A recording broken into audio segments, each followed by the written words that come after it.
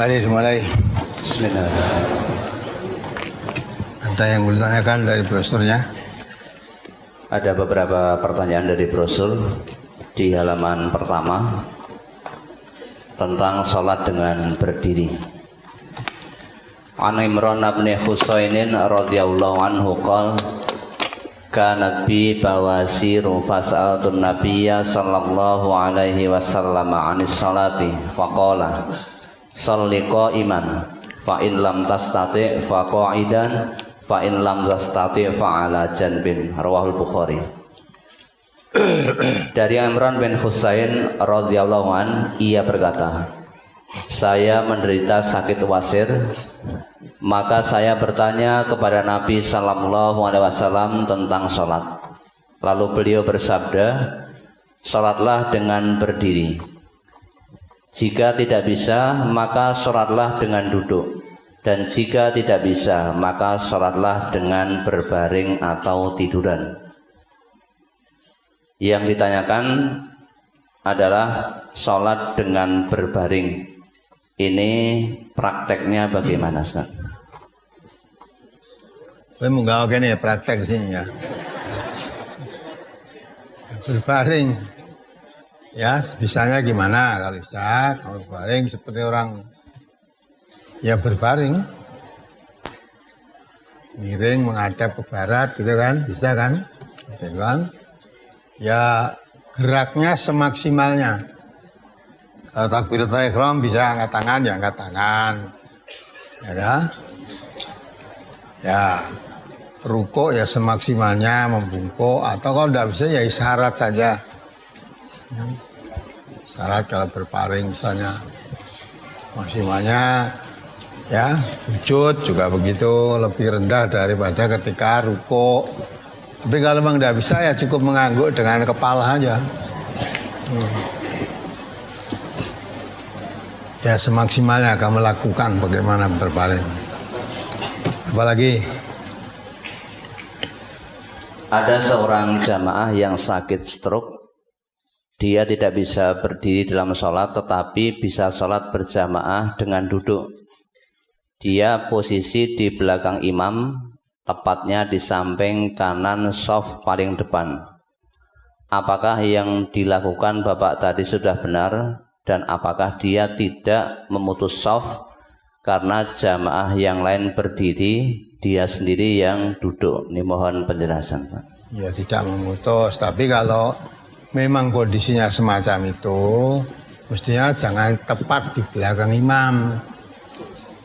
Konsekuensinya di belakang imam itu nanti kalau imamnya berhalangan meneruskan, dia berkewajiban mengganti imam. Ya kalau kondisi semacam itu ya sebaiknya berada di paling tepi. Paling tepi boleh, shaf depan boleh, paling tepi.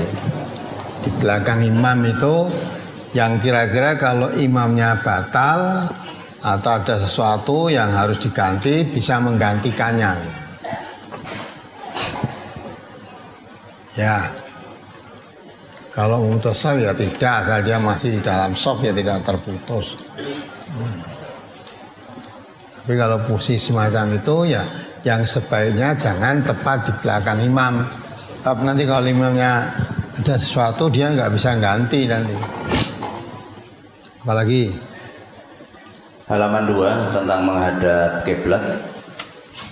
Hadis yang pertama, an Abi Hurairah 'anin Nabiyyi sallallahu alaihi wasallam qala idza qumta ila sholati fa asbighil wudhu'a tsumma istaqbilil qiblata fakabbir. Rawahu Muslim.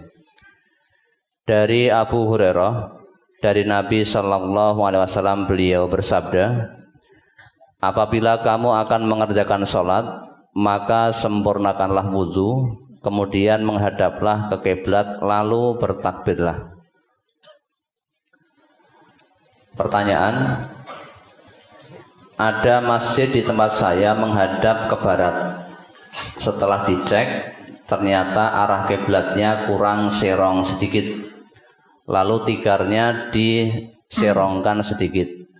Pertanyaan, bila orang makmum tidak mengikuti arah imam, padahal dia tahu arahnya sudah diubah, apakah sholatnya sah? Ya kenapa? Kok sudah tahu arahnya diubah kok tidak mengikuti? Ya, kok tidak mengikuti arahnya imam gimana? Ya. Sebetulnya ya tidak harus seperti itu. Baru kenal itu kan sekarang. Ya, dengan modern ini kalau ada pas tanggal berapa itu katanya pas matahari itu di atas Ka'bah, bertepatan di atas Ka'bah. Saat itu orang tuh beramai-ramai memindahkan atau menggeser arah kiblat tadi, karena bongkar masjidnya tidak mungkin, yang digeser apanya?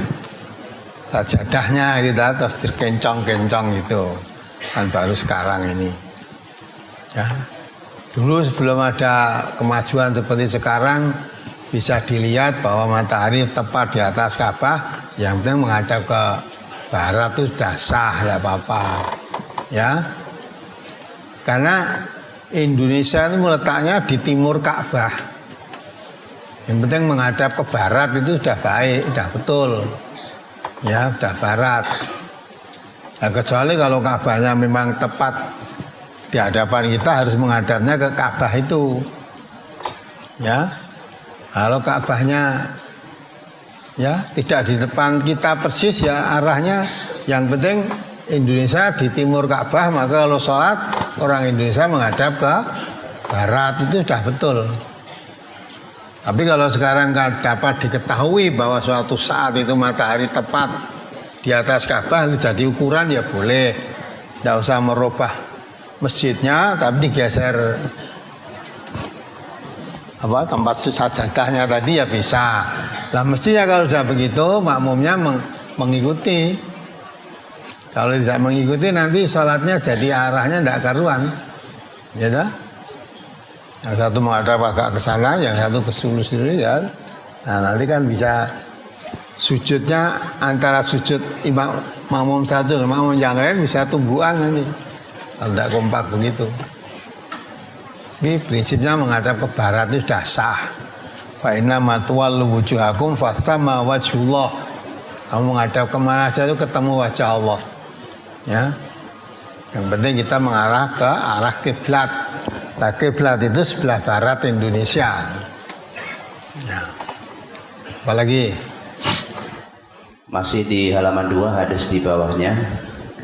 An Abdullah bin Umar qol bainan nasu bi Quba'in fi salati subhi iz ja'ahum atin faqala inna Rasulullah sallallahu alaihi wasallam qad unzila alaihi lailata Qur'anun wa qad umira an yastaqbilal Ka'bata fastaqbiluha wa kanat wujuhuhum ila syami fastadaru ilal Ka'bati. Rawahul Bukhari. Dari Abdullah bin Umar, ia berkata, pada suatu ketika orang-orang sedang sholat subuh di Masjid Quba.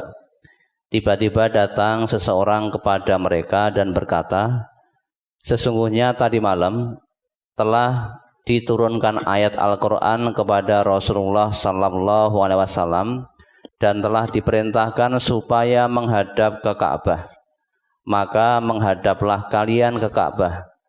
Dan pada waktu itu mereka sholat menghadap ke Syam, lantas mereka berputar menghadap ke Ka'bah. Hadis riwayat Bukhari, juz 1 halaman 105.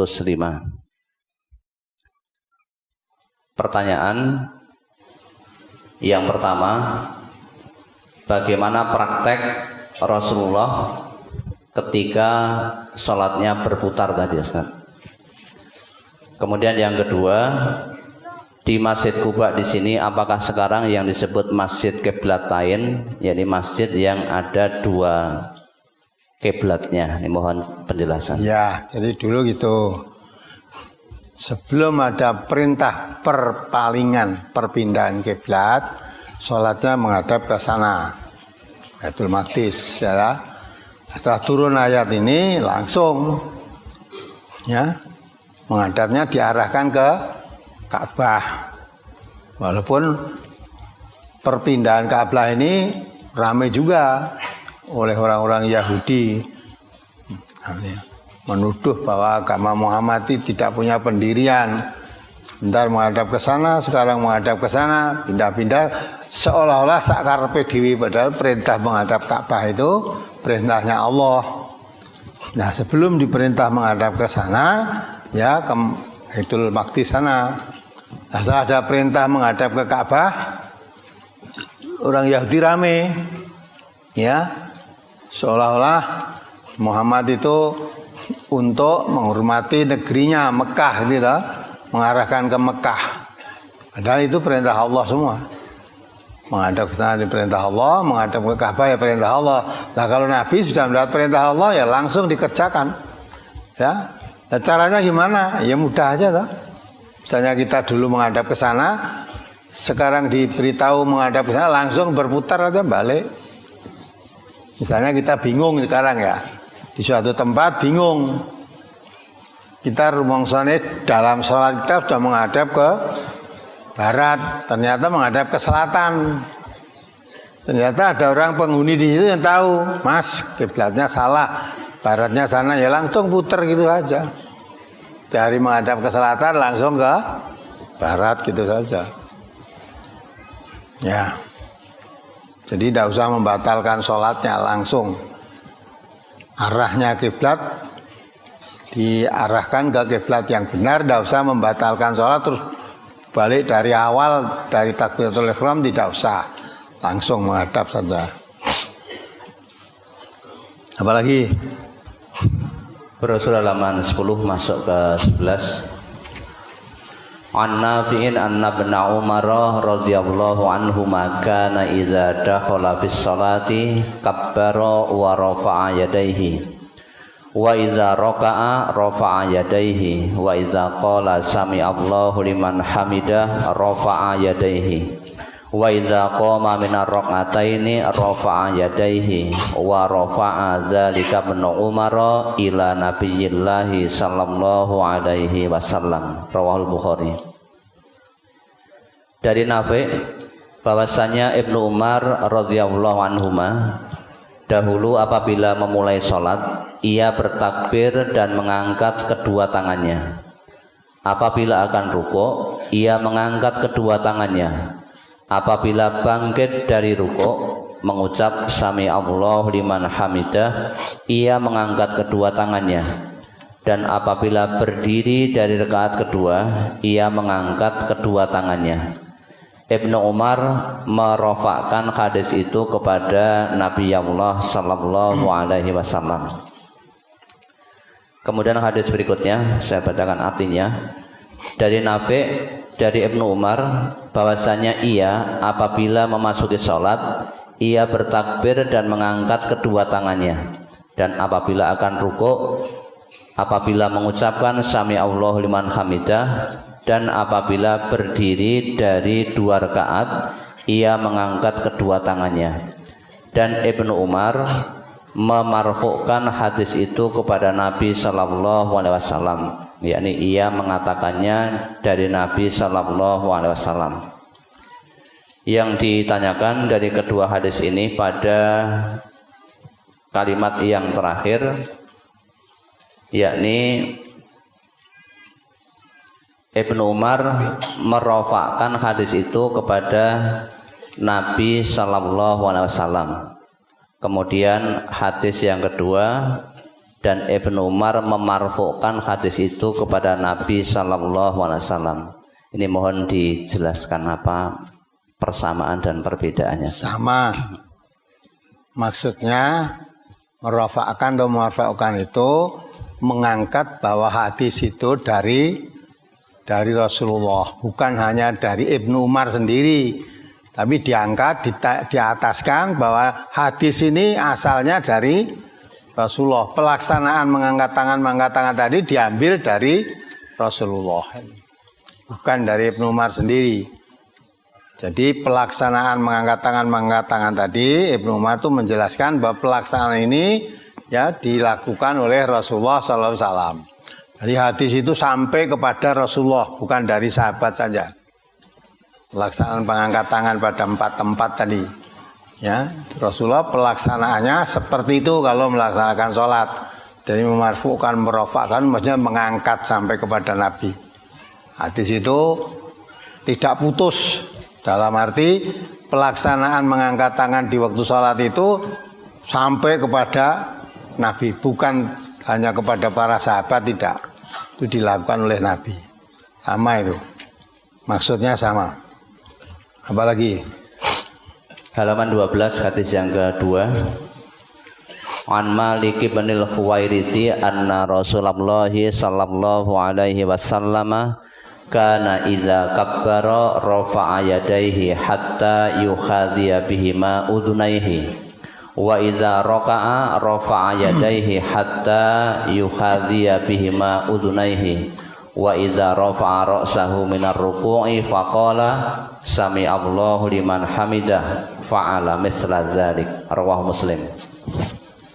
Dari Malik bin Al-Khuwairis bahwasanya dahulu Rasulullah sallallahu alaihi wasallam apabila bertakbir hendak memulai sholat, beliau mengangkat kedua tangannya hingga sejajar dengan dua telinganya, dan apabila akan rukuk mengangkat kedua tangannya hingga sejajar dengan dua telinganya, dan apabila mengangkat kepalanya dari rukuk dengan mengucap sami Allahu liman hamidah, beliau berbuat seperti itu. Pertanyaan tentang mengangkat tangan dalam sholat. Ada imam sholat, biasanya kalau takbiratul ihram, rukuk, iktidal atau bangun dari at-tahiyat awal ke rakaat yang ketiga, angkat tangannya cuma sampai perut atau dada saja. Apakah yang seperti ini ada tuntunannya? Dan yang benar, angkat tangannya batasnya sampai mana? Sebau atau sejajar dengan telinga? Mohon penjelasan. Kamu baca ini tadi tidak komplit ya. Dalam hadis ini kan ada mengangkat sampai sejajar telinganya, sampai sebau. Jadi ada dua, sejajar baunya boleh, sebau sejajar daun telinganya boleh. Dalam hadis ini kan sudah ada tuh. Angkat tangan diangkat, dirofakkan sampai sejajar dengan telinganya atau sampai di sejajar dengan baunya. Kalau di atas gini, nah belum ditemukan hadisnya, atau hanya sampai perutnya gini toh. Sami Allah liman hamidah. Ono sing ngangkate sami Allah ngene kok. Sami Allah liman hamidah. Macam-macam kalau melihat. Nah, kita dalam praktik ikuti hadis ini aja. Dasar hadis ini mengangkat tangan itu sampai di daun baunya atau daun telinganya. Nah, sudah. Jangan terlalu tinggi, jangan terlalu rendah. Ini berdasarkan hadis yang ada, sejajar dengan bau atau sejajar dengan daun telinga. Dah ikuti itu saja. Perkara orang praktek bermacam-macam, tidak usah bingung. Yang penting kita beramal itu sesuai dengan apa? Ilmu yang diketahui. Jangan ikuti orang. Ya kan? Ikuti orang, ada yang tidak sedekap saja ada kok, sholat tanpa sedekap ada kok. Ya, jadi jangan mulai terus baru munggah haji atau baru umroh di sana melihat orang tidak sedekap sholat terus gue mulai ras sedekap. Ya, di salat ya Allah Akbar itu.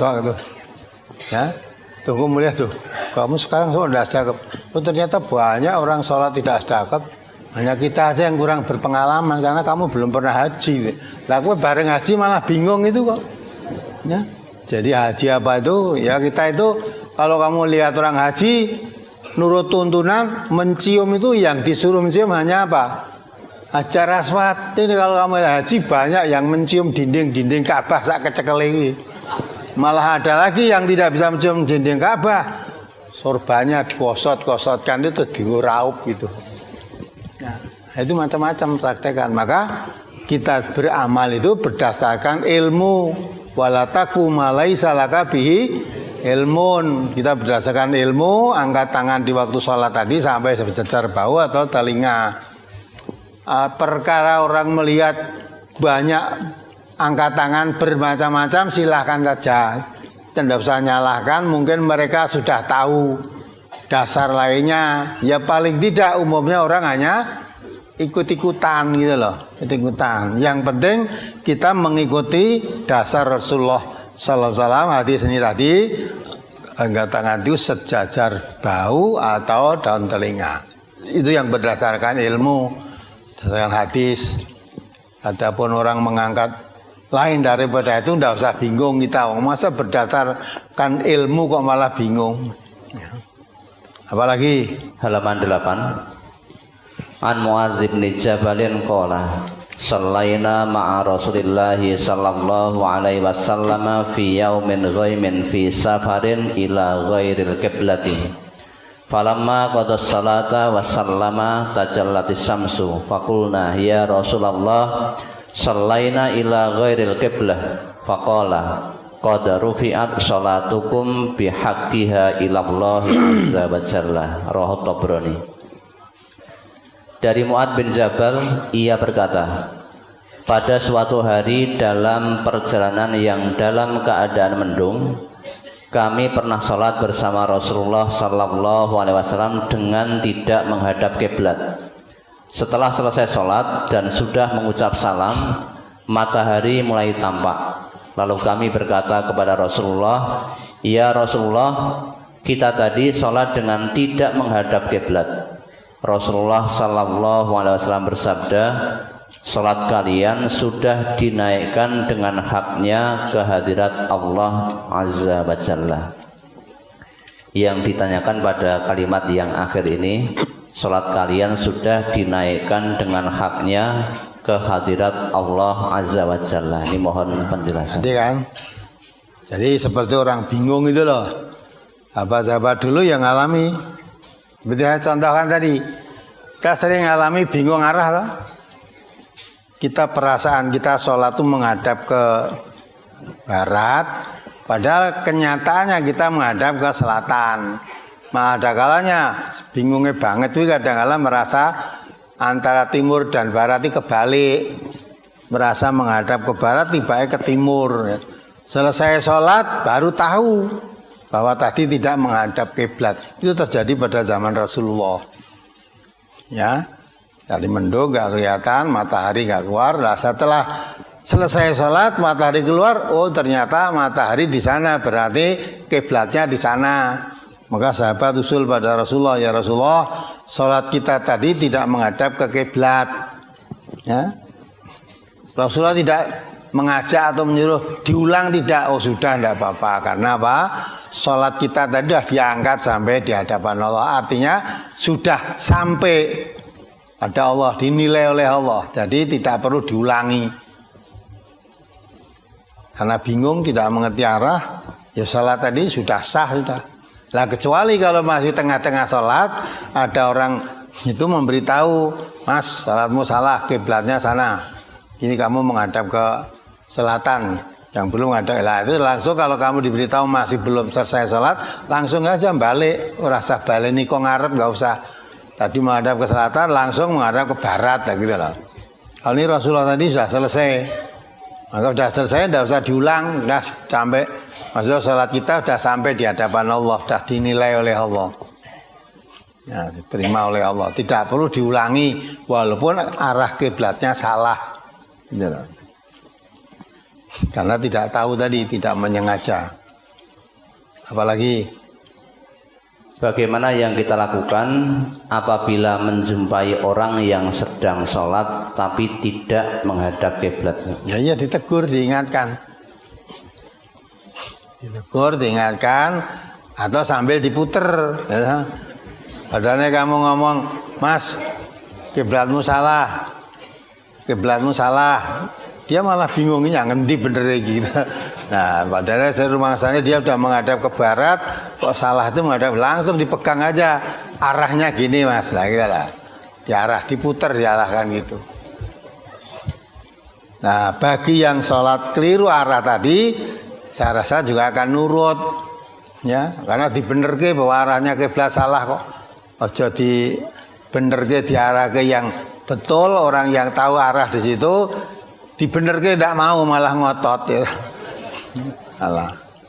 maka diberitahu, maaf saya luruskan kiblatmu, ya toh? Arahmu kiblat salah, kamu tidak menghadap ke barat, ya. Ke barat itu sana lah, itu diputer itu langsung.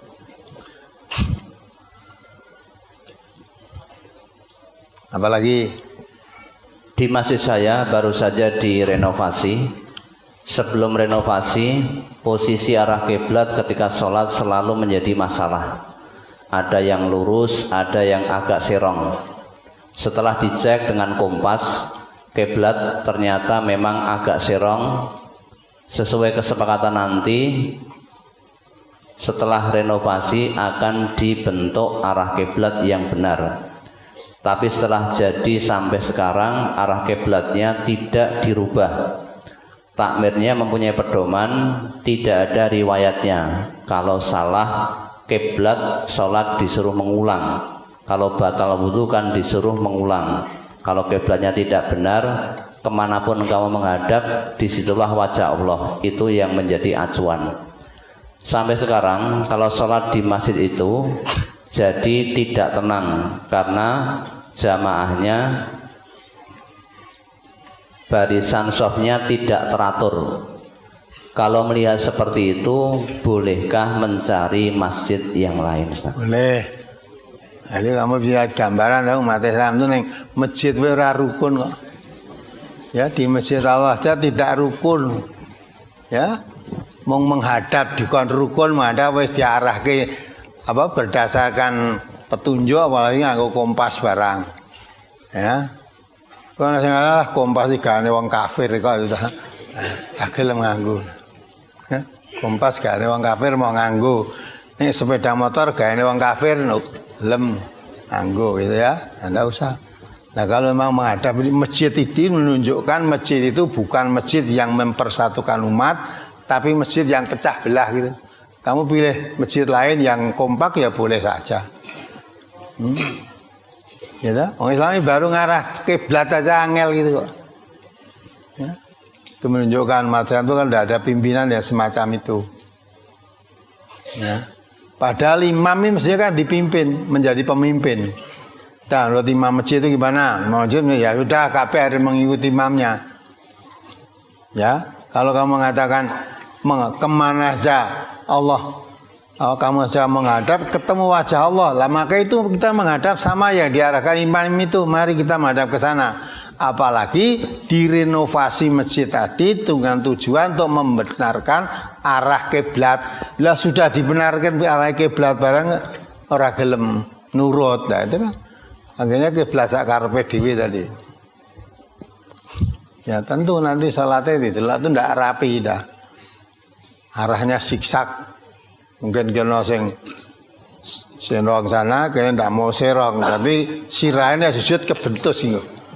Itu anak kena serong gini orang, apalagi kena ngajak serong ini kita tetap lurus lah. Kan sujudnya untuk sirahnya ini gatok harusnya. Boleh kamu supaya cari tenang, cari masjid yang lain boleh. Apalagi? Arah kiblat bisa diluruskan pada bayangan sinar matahari. Tanggal dan bulan apa Ustaz ketika matahari posisi berada di tengah-tengah Ka'bah? Aku lali ora nyateti aku. Saya tidak mencatat. Tapi ketika itu terutama pengurus masjid ketika itu sangat memperhatikan. Di masjid tempat saya itu juga digeser arahnya. Arahnya yang digeser itu sajadahnya saja di agak mencong begitu. Itu naik pengurus masjid nggak tegi wajar, dia selalu ngurusi masjid kok. Ya ada dan dulu juga dimuat di surat kabar kok. Ini ada Ustaz. Ya. Di tanggal 28 Mei jam 16 lebih 18 menit dan juga tanggal 16 Juli jam 16 lebih 27. Nah, itu ya. Itu pas matahari di tengah-tengah Ka'bah, pas di atas Ka'bah. Nah, kalau itu terus dijadikan arah kiblat supaya kita menghadap lurus ke Ka'bah ya betul, boleh itu gitu. Ya dah. Itu. Sehingga dengan begitu ya udah, kalau di itu tinggal nurut, harusnya gitu.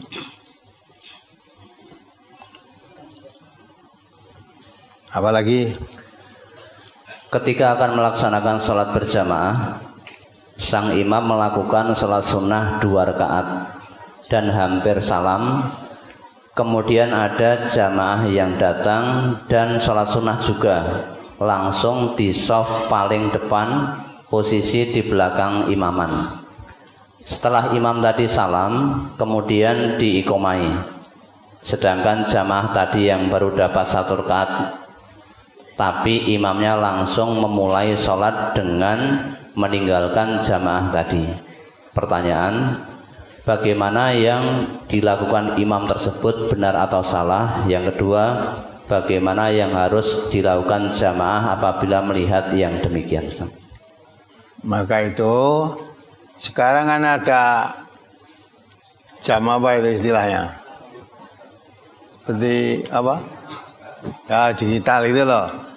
Misalnya ada kesepakatan di masjid itu setelah adzan berapa menit. Ya.